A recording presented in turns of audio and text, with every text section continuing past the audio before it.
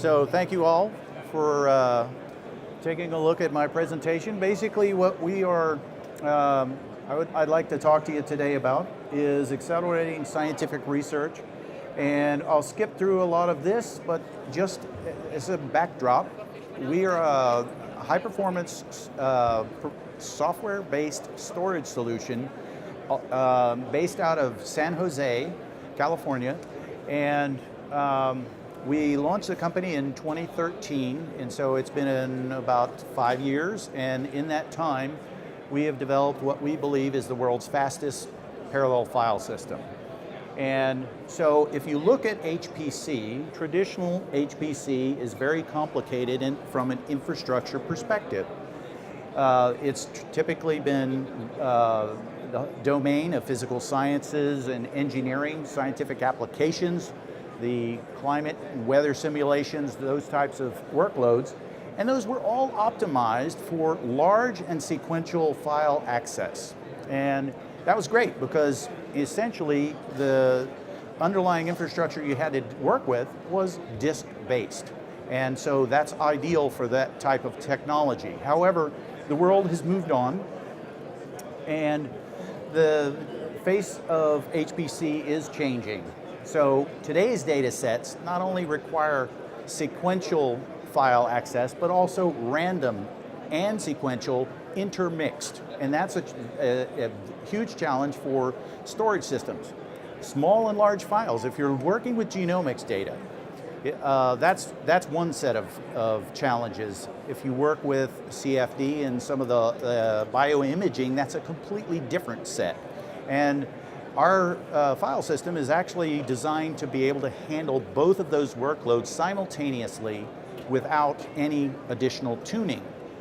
So it also provides very low latency and is ideal for metadata intensive type applications where traditional file systems were not architected to do that. So life sciences has really been one of the drivers behind that. AI machine learning is also another. And so the challenge is that you've heard talk about CPUs and GPUs. Well, GPUs really make the amplify the compute problems in the sense that the compute density has dramatically increased. You can do much more processing now than you could in the past, and that makes it much more difficult for the storage systems to keep up with it. So you've had the natural data growth, but then if you look at machine learning where you're actually keeping data and then adding to it as you use the training algorithms, that amplifies the problem. And so it has to scale to what I call research scale. And so that causes a problem for the I/O. You have new analytical tools. I mentioned bioinformatics, image processing, and machine learning. And you also have changing infrastructure requirements. People are looking to be on prem or on demand in the cloud. So you also have the GPUs, TPUs for tensor processing units, FPGAs, all of these. And so the underlying infrastructure really has to support all of those. And so the only way to really do that is in software. And frankly, to do that, you have to kind of shift your mindset a little bit, bend the rules, because traditionally the belief is that data is heavy, you keep it near the compute. But the fact of the matter is, the time it takes to transfer a 4K block of data across the low latency networks now makes data locality irrelevant. Because I can basically transmit it in less time than it would take to access it locally. The other thing, other rule is that use local storage if you want extremely high performance, and we can skirt around that through parallelization. If I can spread that work out and essentially stripe that across a number of links, all of a sudden I have reduced the latency a tremendous amount, and I can process more data faster. So through the power of parallelism. And So here's an example of the practical results. This was a autonomous vehicle company that we used, and you can see the traditional all-flash NAS performance, about a gig per second of throughput. And that's about all you'll get out of that architecture. Local Nvme devices, so that the belief that if you run it locally, it's going to be faster, you get about 3 gigabytes a second. We were actually providing from a shared file system. The initial test system they deployed was about 6 to 7 gigabytes a second. We're now over 11 gigabytes a second for a single GPU, meaning we can saturate that GPU and keep it optimally operating and crunching data. And so what we're really talking about is software. If you imagine this being the compute infrastructure, GPU or CPU based, you use a separate cluster of servers and in essence run our software on that, and that becomes your storage system.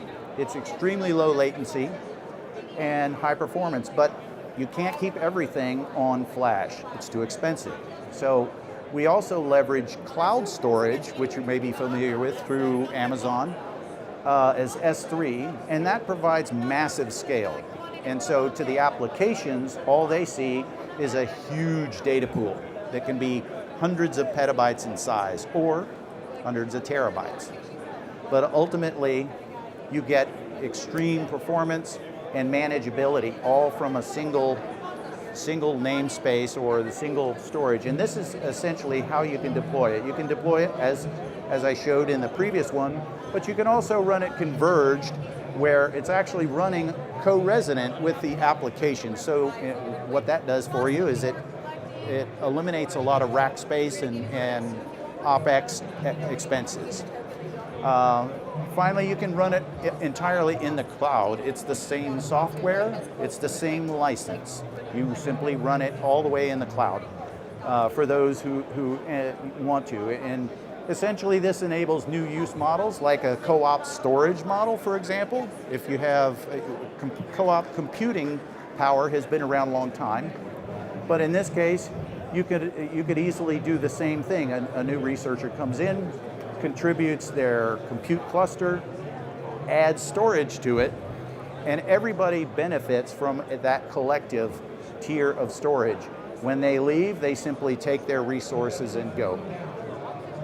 So you have shared processing and shared storage. And then finally, this is actually a use case that was done entirely in the cloud, but it can be done on-prem as well. But it illustrates the flexibility of the file system, which in essence, each student in this particular workshop needed their own space because they were working on their own data. This was bioimaging, so it was cryo-EM type images that they were going to be processing. And so each one needed shared space, scratch space, and private.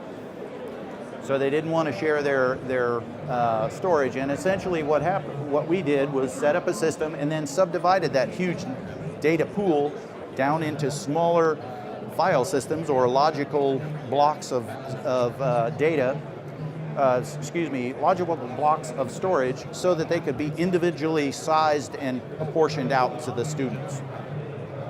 And ultimately, they did have separate resources. And the final capability is included in the software as well.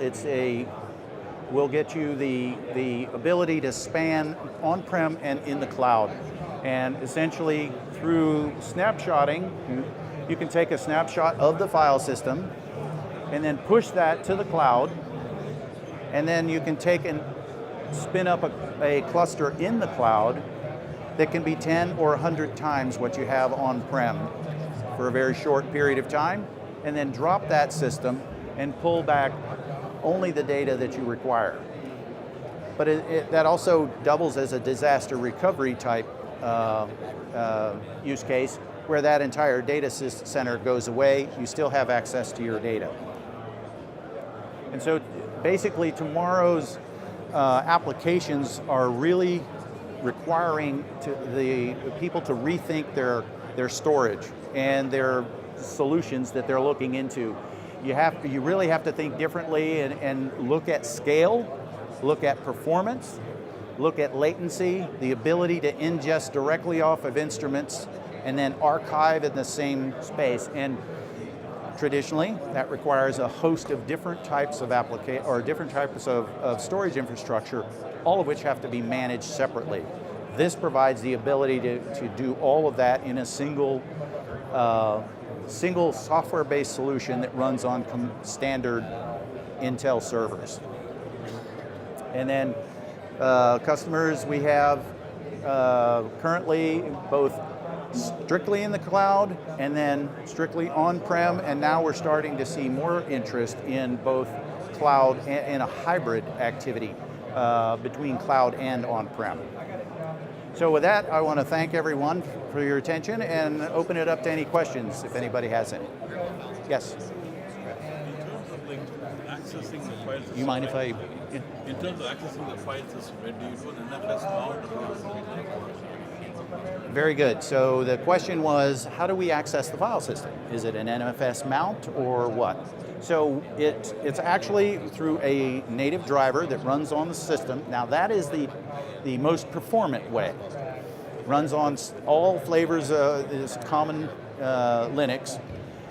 We also have SMB, and we support NFS, as well as we can support Hadoop-based environments. So there's no need for an HDFS type file system.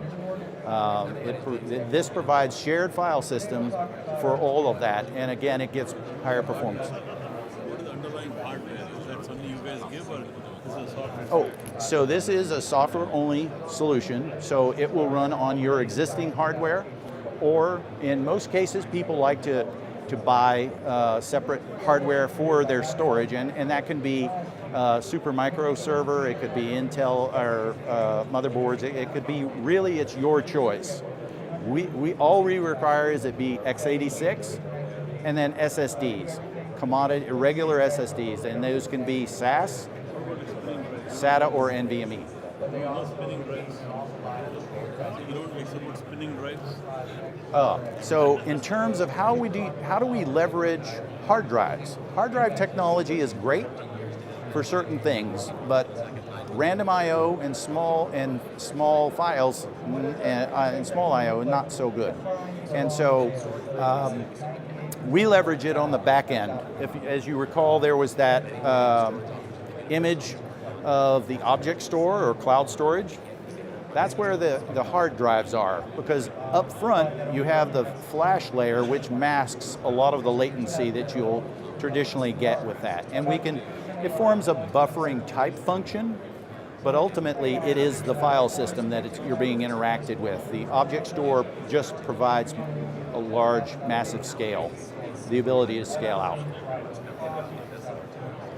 Ron? Are you planning any capabilities for supporting direct memory transfer to and from GPUs? Direct memory transfer between GPUs. We are working with NVIDIA on some technology that would support that, but I'm not really at liberty to say exactly how far along we are, but yes. What's that? Yeah, stay tuned. Any other questions? If not, thank you so much.